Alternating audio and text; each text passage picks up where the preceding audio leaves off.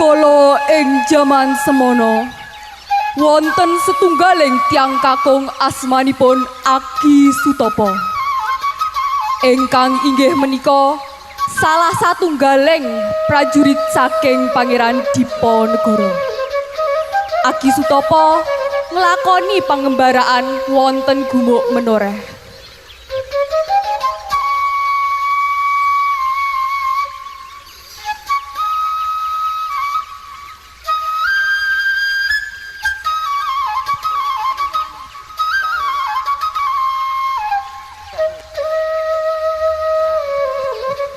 Lebeting Aki Sutapa manggihi kathah pambengan.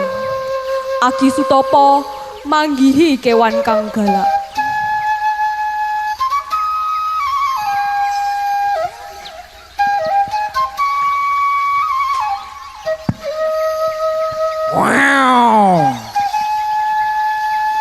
Ingkang wantun Aki Sutapa ngendani kewan-kewan menika.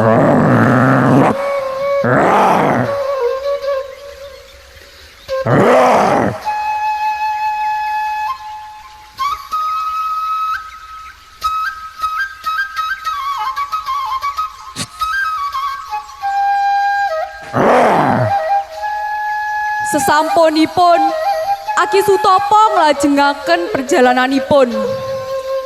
Boten pinten-pinten dangu lajeng lebeting perjalanan kasebat. Aki Sutapa kepanggih malih kalian kewan kang galak mau.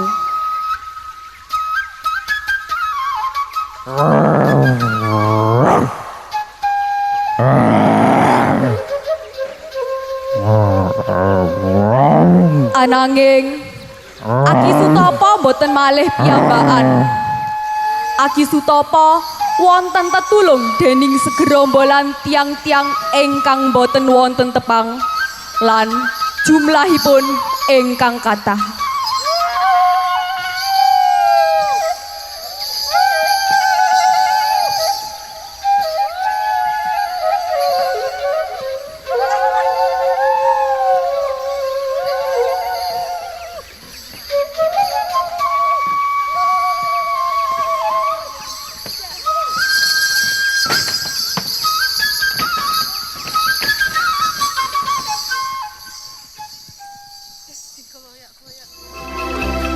Matur suwun sira kabeh. Saiki ayo padha seneng-seneng.